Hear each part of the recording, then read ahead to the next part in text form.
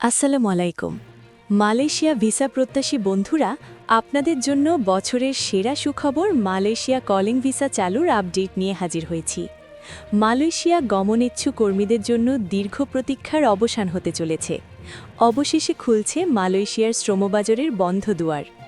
আগামী ২২ তারিখ থেকে পুনরায় চালু হচ্ছে কলিং ভিসা এবং ২৮ তারিখ থেকে শুরু হতে যাচ্ছে মেডিকেল চেকআপ। তবে এবারের যাত্রায় থাকছে বেশ কিছু নতুন শর্ত এবং বড় ধরনের পরিবর্তন। বিশেষ করে সম্প্রতি তারেক রহমান এবং মালয়েশিয়ার প্রধানমন্ত্রী আনোয়ার ইব্রাহিমের মধ্যে অনুষ্ঠিত ভার্চুয়াল বৈঠকের পর উঠে এসেছে কিছু চমকপ্রদ সিদ্ধান্ত। কি থাকছে সেই সিদ্ধান্তে? নতুন শর্তগুলোই বা কী? জানতে হলে আমার এই ভিডিওটি একটুও না টেনে সম্পূর্ণ ভিডিওটি শেষ পর্যন্ত দেখতে থাকুন, না হলে পড়তে পারেন ভিসা প্রত্যাখ্যান বা বিলম্বের মতো সমস্যায়। চলুন বন্ধুরা, এখন জেনে আসি বৈঠকের মূল সিদ্ধান্ত কী আসলো এবং প্রেক্ষাপট কী দাঁড়ালো। আপনারা জানেন, বেশ কিছুদিন ধরে মালয়েশিয়ার শ্রমবাজার নিয়ে নানামুখী জটিলতা চলছিল।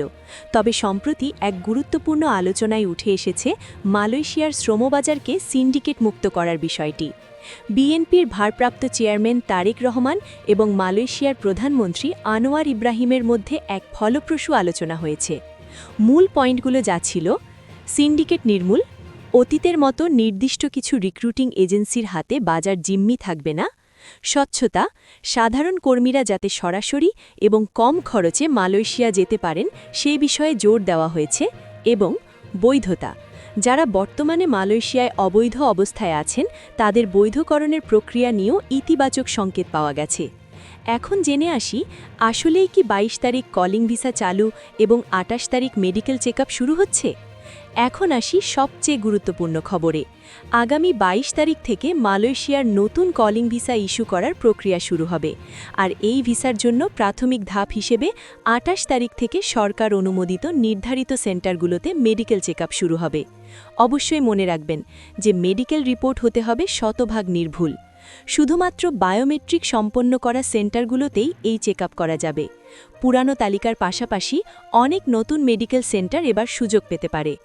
এখন জানা যাক নতুন কি কি শর্ত ও পরিবর্তন এসেছে।